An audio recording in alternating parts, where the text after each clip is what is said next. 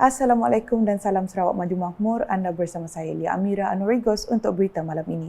Sarawak memerlukan tenaga kerja berkemahiran tinggi terutamanya dalam domain bernilai tinggi reka bentuk litar bersepadu IC Integrated Circuits untuk pembangunan chip. Menteri Pendidikan, Inovasi dan Pembangunan Bakat Sarawak MEITD Datuk Roland Sagawi-In berkata, kemahiran ini amat diperlukan baik di seluruh dunia sekaligus menjadikannya salah satu kemahiran yang paling dicari dalam pasaran pekerjaan hari ini. Jelas beliau, kemasukan Sarawak Microelectronic Design SMD dalam sektor semikonduktor juga menunjukkan Sarawak mahu menerima teknologi canggih. Since June this year, SMD in collaboration with Melexis and Sypnosis have developed training modules and programs for our 3Ts program covering analog IC, analog IC design, analog IC layout, and IC testing in collaboration with our industry partners Melexis and Sypnosis. The 3Ts program will involve professionals, academic researchers, lecturers, and professors with relevant experience in the electronics or microelectronics sector. Beliau berkata demikian dalam sidang media selepas merasmikan program Train the Trainers Talent Development in Semiconductor and Chip Design di Hotel Sheraton Kuching pada Selasa. Dalam pada itu, Datuk Roland memberitahu sejak Jun tahun ini, SMD dengan kerjasama Melexis dan Synopsys telah membangunkan modul dan program latihan untuk program latihan Train the Trainer. Program itu katanya meliputi reka bentuk IC analog, reka bentuk IC analog dan ujian IC dengan kerjasama rakan kongsi industri Melexis dan Synopsys.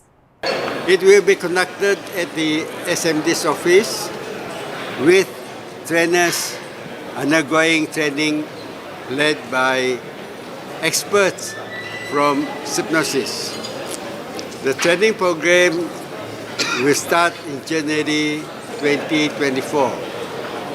And spend a total of 4 weeks. So here, I would like to call upon all relevant lecturers from higher institutions such as Swinburne University, ICATS University College, University Technology Sarawak, Curtin University, UNIMAS, Polytechnics, Centex, and Sarawak Skills.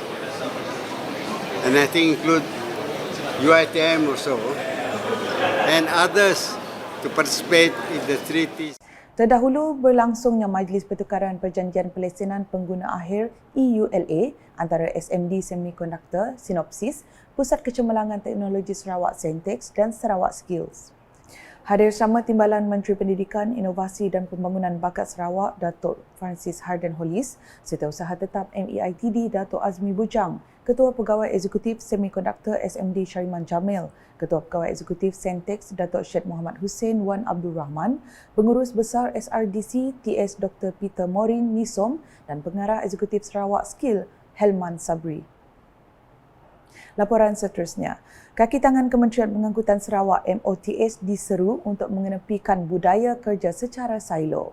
Menterinya Datuk Seri Lee Kim Shin berkata ini penting bagi menghalang perubahan dan keputusan yang hendak dibuat oleh kementerian tersebut. Menurut beliau, semua kaki tangan MOTS harus menjadikan kementerian itu sebuah organisasi yang adaptif, sensitif dengan perubahan dan keperluan persekitaran, fleksibel, responsif kepada permintaan pelanggan dan fokus kepada kerjasama merentas hierarki dan birokrasi. Beliau berkata demikian dalam satu kenyataan media sempena sambutan Hari Governance dan Integriti MOTS pada Isnin. Menurut beliau, usaha untuk menjadikan Sarawak maju pada tahun 2030 memerlukan komitmen yang jitu dari semua penjawat awam. Tambah beliau lagi, agensi kerajaan tidak boleh ketinggalan di belakang terutamanya pada zaman perkembangan teknologi yang pesat yang mana teknologi digital dijadikan pemangkin utama dalam menyampaikan perkhidmatan untuk meningkatkan kecekapan agensi kerajaan. Antara pengisian program bagi Hari Governance dan Integriti MOTS tahun 2023 adalah ceramah pembudayaan integriti dalam tadbir urus organisasi oleh Unit Integriti dan Ombudsman Sarawak Unions, penyelewengan dan salah guna kuasa dalam kalangan penjawat awam oleh Suruhanjaya Perkhidmatan Rasuah Malaysia SPRM dan kesedaran kesihatan mental dalam kalangan penjawat awam oleh Hospital Sentosa Kuching. Di Limbang pula, persaingan sihat melalui sukan mampu meningkatkan prestasi pelajar sekolah dalam mendapatkan keputusan yang cemerlang. Timbalan Menteri Pengangkutan merangkap Ahli Parlimen Limbang, Datuk Hasbi Habibullah berkata, semangat persaingan mampu diintipatikan sebagai perasaan yang ingin menang dan menjadi nombor satu. Jelasnya perasaan ingin menang dalam sukan ini boleh diterjemahkan oleh pelajar-pelajar dalam pelajaran supaya mereka bersemangat ingin menjadi terbaik dalam pembelajaran. Beliau berkata demikian ketika berucap dalam Majlis Perasmian Karnival Sukan dan Persatuan Ibu Bapa dan Guru PIBG Sekolah Kebangsaan SK Pengkalan Jawa pada Sabtu. Ahli Parlimen Limbang itu juga menyeru agar persaingan sihat ini dipupuk dalam kalangan guru untuk melahirkan pelajar-pelajar cemerlang di sekolah. Dalam pada itu, Datuk Hasbi turut menyampaikan sumbangan sebanyak RM10,000 kepada SK Pengkalan Jawa bagi kegunaan aktiviti-aktiviti sekolah.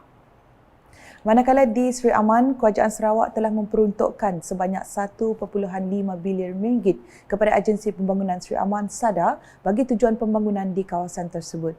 Pengerusi SADA Datuk Seri Rohani Abdul Karim berkata Kerajaan Sarawak melalui SADA memberi fokus utama kepada pembinaan jalan perhubungan iaitu menaik taraf dan membina jalan perhubungan darat di kawasan berkenaan dengan lebih baik.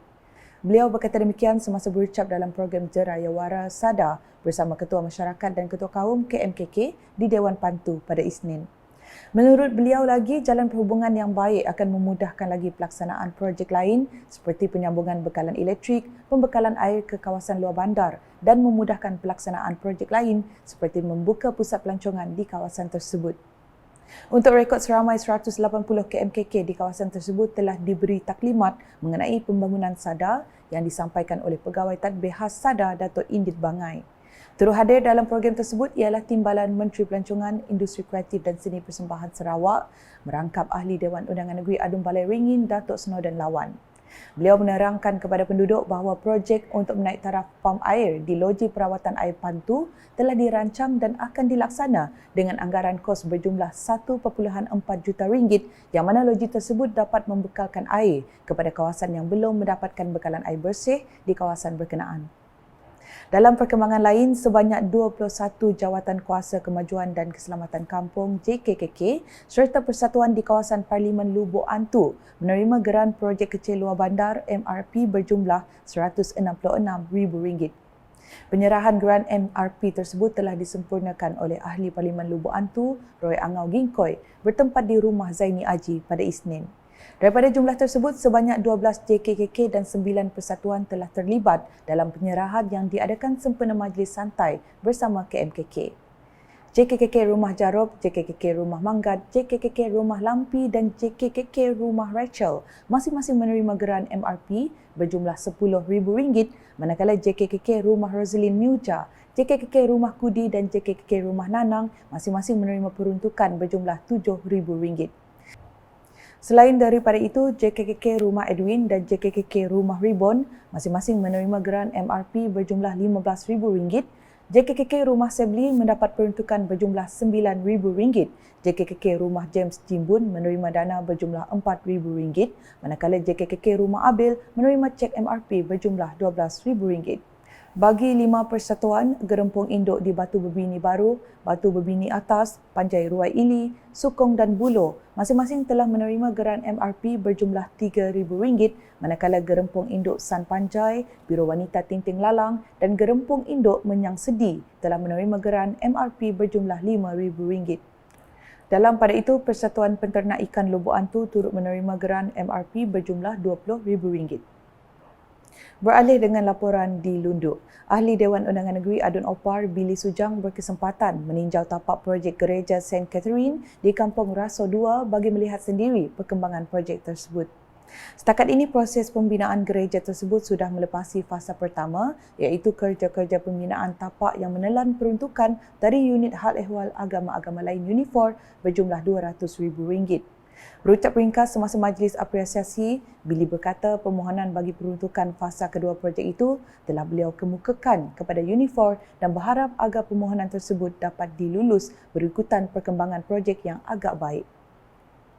Dalam perkembangan lain, Billy turut menggesa agar penduduk kampung melakukan perbincangan bersama pemimpin akar umbi untuk mengenal pasti jalan-jalan dalam kampung yang memerlukan penurapan serta lokasi bagi pemasangan lampu jalan untuk diutarakan dalam projek di bawah Agensi Penyelarasan Pembangunan Greater Kuching GKCDA.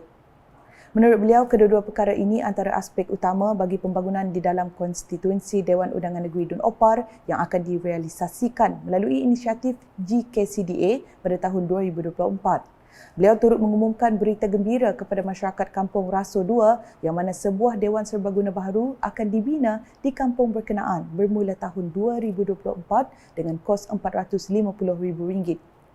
Di Miri, pentadbiran bahagian Miri telah menyertai satu lawatan anjuran Unit Keselamatan dan Penguatkuasaan Sarawak UKPS Miri ke perairan Taman Negara Terumbu Karang Miri Sibuti.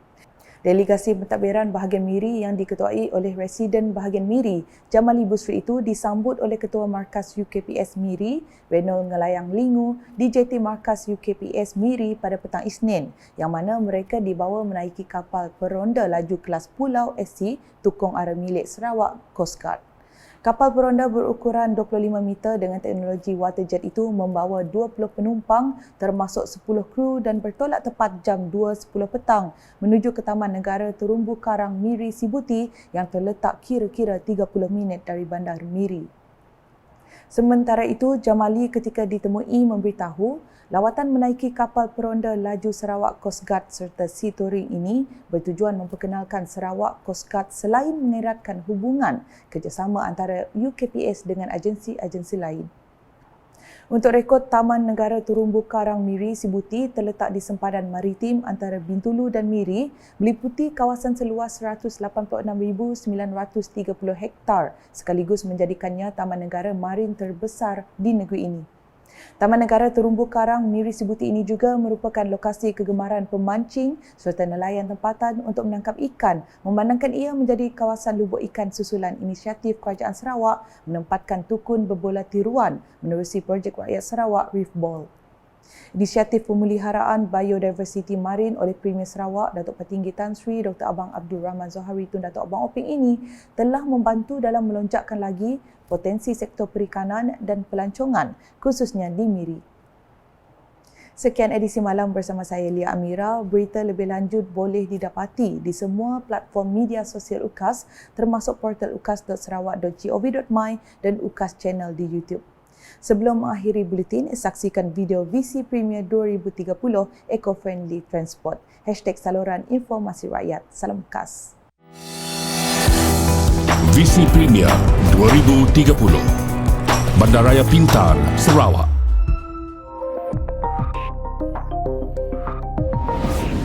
Sarawak sedang membangunkan Pelan Induk Bandar Pintar bagi kawasan-kawasan bandar yang akan mengutamakan kemampanan alam sekitar di dalam proses urbanisasi.